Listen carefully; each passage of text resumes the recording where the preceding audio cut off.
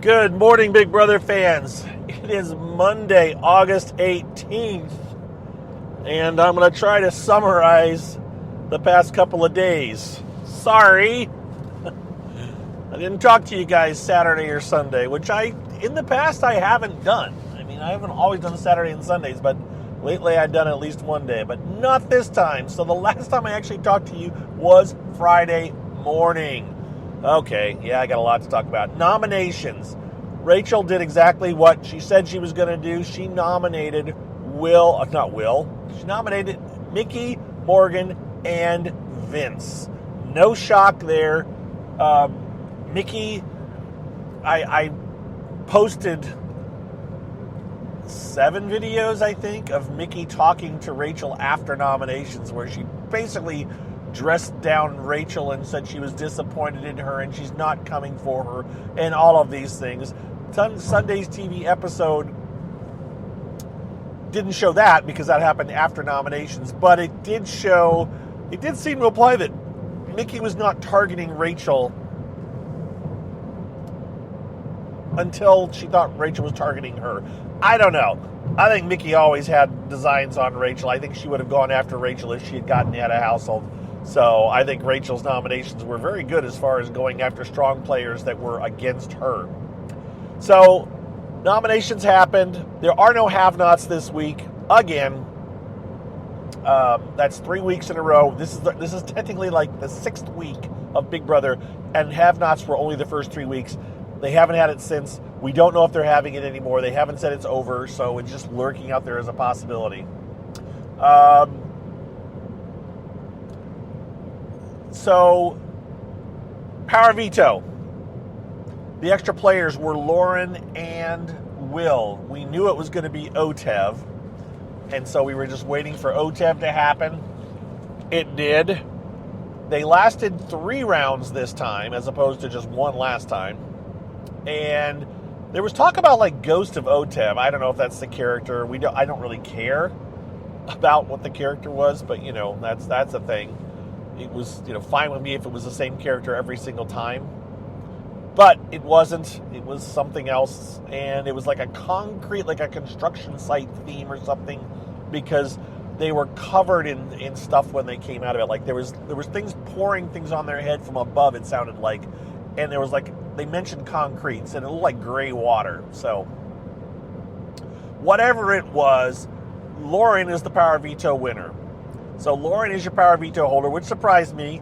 I didn't think she's physically, I didn't have the problem. I just didn't think that she necessarily would get the questions quick enough, but she did. Some people took to scolding me, saying she's a big Brother fan, but she's just not the most, I don't know. I don't think she's the sharpest tool in the shed when it comes to playing the game. Sorry. And for those of you that don't watch the feeds, trust me, she's not particularly entertaining to watch when it comes to Big Brother. And I am going to not talk the way she does, or else you guys will think that there's a problem with the podcast and something's broken. She's so slow and pausy, it is painful. All right, so Lauren has won the Power of Veto. One note from the actual Power of Veto episode that will air tomorrow, or not tomorrow, Wednesday, is if they will show us, and I would hope they do, that in the end, at one point or near the end, maybe the second round, I don't know. There was only 3 rounds. It came down to, or at least Mickey was standing next to Lauren, and Mickey was trying to get Lauren to throw the Power Veto. So she was actively trying to get her to throw it in the middle of the Power Veto competition. And Lauren's like, I'm not throwing the Power Veto. So hopefully they show that, because that was pretty bold of Mickey to try to get Lauren to throw it right in the middle of it. All right. So, all right, so. Oh my gosh, my verbal click. My verbal little catches. Lauren has the Power Veto, so now the discussion is Lauren going to use the Power Veto or not? Lauren's number one closest ally is Vincent. I am 100% sure of that. I don't care what anybody else says, and nobody's really arguing that point with me, but some people are very bothered because they feel like Vincent is manipulating Lauren, and I'm kind of like, look, you do what you do. He's not being, this isn't in a weird way, right? This isn't in a weird, like, there was Cameron and Riley that I felt I was very uncomfortable with a couple of years ago, because Cameron's was, I don't know if the age difference is the same, but, you know, there's like nearly a decade between, well, there is a decade between, I think, between Vinny and Riley, and you got a 30-something-year-old and a 20-something-year-old, and you just, the 20-something-year-olds, not all of them, but some of them are influenceable, and Lauren seems to be one of those. And so people are not happy that Vincent seems to be, in some ways, trying to manipulate. But everybody's trying to manipulate Lauren. They all say that she's easily easy to manipulate. So, I don't have a problem with it. Vincent's playing his game. He's doing nothing in a way to take advantage of her any other way than her gameplay. Whereas some would say that, you've got, well, like I said, I mentioned Cameron and Riley a couple of years ago. There's the whole other situation, which I'm just not really touching on at this point now, with the other Riley, the male Riley that is in the house this season, and Catherine. I don't know. That just needs to stop. It just needs to go away. There's been some clips that have popped up on the internet showing how Riley has now gone from being a lovesick love puppy over Catherine to now when just the two of them alone, he treats her pretty crappily, if that's a word. He's very rude to her, demanding of her attention, demanding of her to act a certain way or do certain things, not talk to certain people, this, that. It's amazing how quickly it has gone from Riley being love Lauren, oh, she's so beautiful, and to just, why are you even looking that way? Why are you standing that way? Why are you doing this? Come here and kiss me. Just the and then I'm gonna marry you. I'm sorry, I'm trying to throw on a voice, but all right. That's enough said about that situation. It can't end soon enough, but it's not ending because no one is going after them yet. And Rachel sees a romance and thinks that it should continue. Rachel is encouraging it. She's like, oh, it's the showmance of the season. I'm going to save the showman. So Rachel is going to really regret how hard she's pushed this relationship. And it's amazing how blind she is to how toxic a lot of us see it as.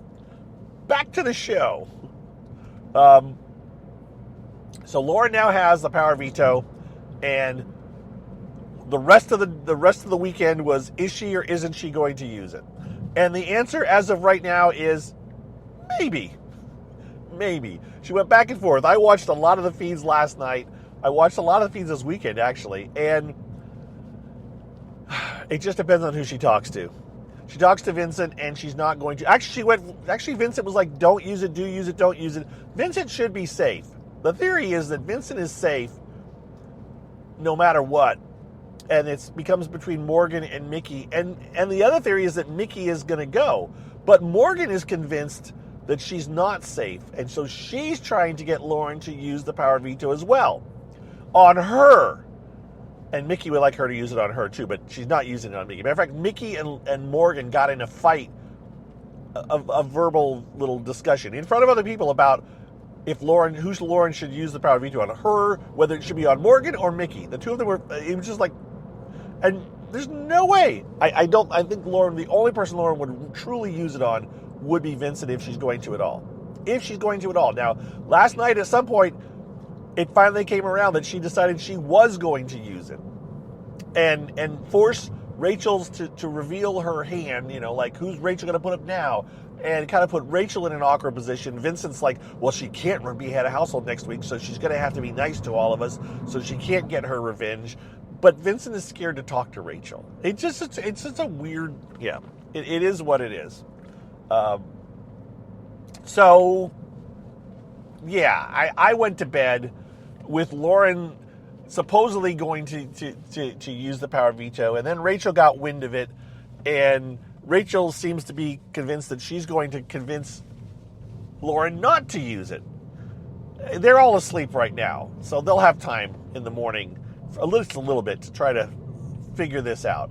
But that's where it stands right now, is that Lauren may or may not use the power veto. I'm not even sure 100% who Rachel's renom will be. People seem to think it will be Kelly, but I don't know. Last night's TV episode made it imply that Rachel was torn between Kelly and Mickey for her last nominee. Mickey was going to be her nominee. There was no thing. So that to me was a manufactured drama, either by the diary room or by Rachel. But I had no doubt that Mickey was going up. I don't know where Kelly. I don't know who Kelly would have replaced between Vince and Morgan, but I just did not think Mickey was not going up. That to me seemed pretty sure. So, especially when everyone says she's going to be the one going out, right? So, that was a little bit of a creative editing last night on the show, where Rachel even has both keys in the diary room, like, I'm not sure who I'm going to put up. It's like, yeah, we know. I would have been so stunned if Monday afternoon I'd said Rachel nominated Kelly instead of Mickey. That would have been headline worthy. What else do I got here? Episode. Oh, my handwriting is terrible. I actually took a couple of notes, but Will in the head of household. So Rachel's been letting Will sleep in the head of household all week. Well, so far. I mean, this is what, night 3? So Will has been letting Rachel's been letting Will sleep, and Rachel's been sleeping downstairs. Trust me, that is all about gameplay. Rachel doesn't want anybody conspiring with her not around, right? She's being nice to Will. She gets some good relationship building with Will.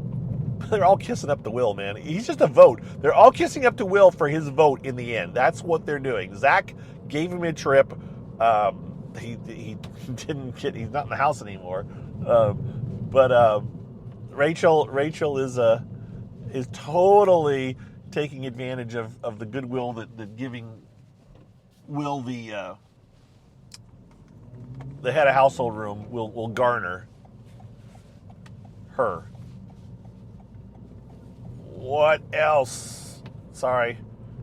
Episode. Already talked about the episode.